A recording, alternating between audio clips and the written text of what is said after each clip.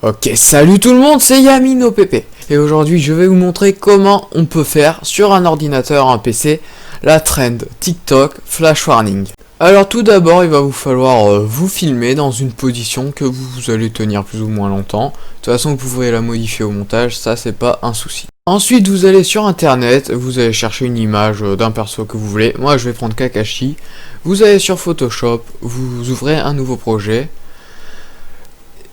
Et ensuite, vous collez votre image et vous n'avez plus qu'à la détourer.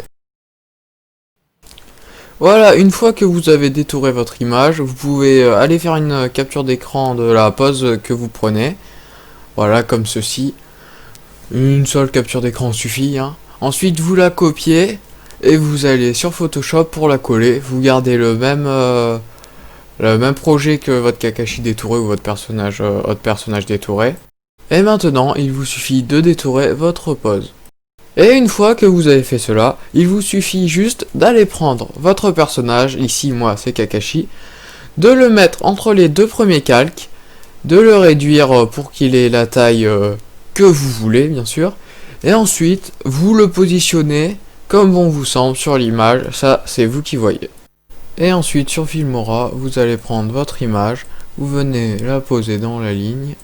Et une fois que c'est fait, vous pouvez aller rogner l'image pour lui donner les dimensions que vous voulez, pour qu'elle prenne bien tout votre écran, ou en tout cas une bonne partie, qu'elle ne soit pas trop petite. Après, vous n'avez plus qu'à ajuster la longueur, enfin le temps que vous voulez que votre image dure. Puis il va falloir l'ajuster avec votre vidéo de départ que vous avez pris, celle où vous prenez la pause. Ça après, vous voyez à quel moment vous voulez l'arrêter, ça c'est personnel. Ok, et une fois que ça c'est fait, vous pouvez aller sur internet, ensuite sur YouTube, et vous allez rechercher Deezer Warning, enfin Flash Warning, et vous prenez le premier résultat qui vous est proposé. Normalement c'est le bon.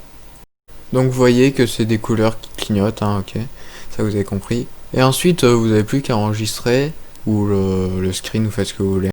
Et ensuite vous pouvez le prendre dans votre Filmora et le déposer à côté ou en dessous. Enfin en dessous oui, vu que c'est on va l'utiliser un peu comme un fond vert. Ensuite il vous suffit juste de le recadrer, on va dire, pour qu'il prenne bien tout l'écran de la vidéo, pour pas qu'il y ait de bords qui soient mal faits.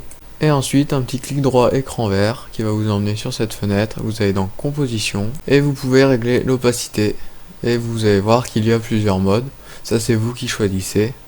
Ça donne plusieurs rendus différents, mais bon, ça, il y en a qui sont bien, il y en a qui sont pas faits pour ça. C'est à vous de voir, moi je vous conseille d'en essayer plusieurs.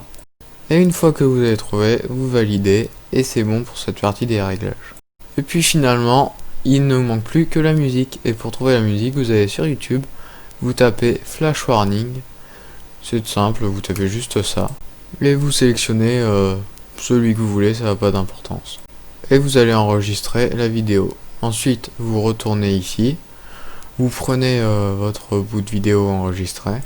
Vous le prenez, vous le glissez dans la première ligne de lecture.